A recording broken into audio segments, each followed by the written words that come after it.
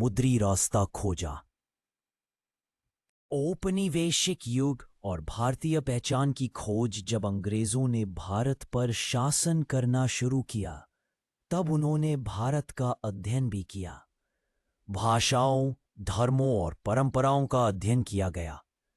लेकिन ये खोज भारत को बांटने और नियंत्रित करने के लिए भी इस्तेमाल हुई। वहीं दूसरी तरफ भारतीय नेताओं और विद्वानों ने भी अपने अतीत को खोजा।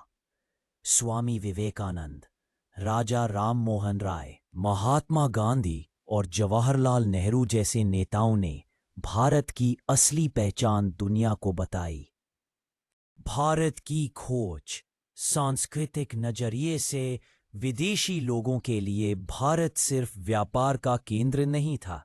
ये योग, ध्यान, आध्यात्मिकता और विविधता की भूमि थी।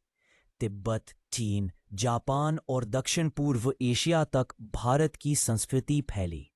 यूनिवर्सिटी जैसे नालंदा और तक्षशिला ज्ञान का वैश्विक केंद्र बने। औपनिवेशिक युग और भारतीय पहचान की खोज। जब अंग्रेजों ने भारत पर शासन करना शुरू किया, तब उन्होंने भारत का अध्ययन भी किया।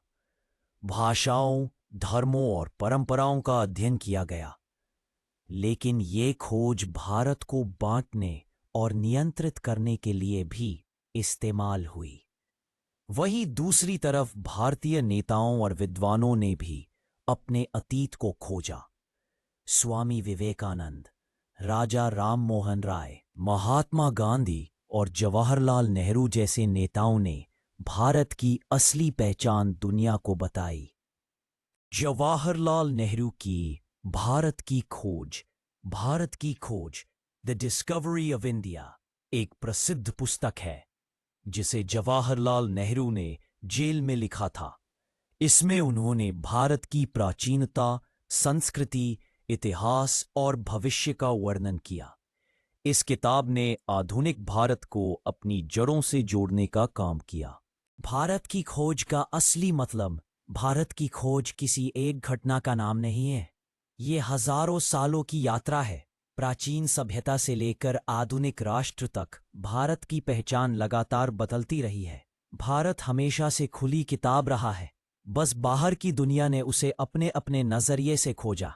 असली खोज ये है कि भारत सिर्फ सोने चांदी का भंडार नहीं, बल्कि ज्ञान, संस्कृति और विविधता का खजाना है।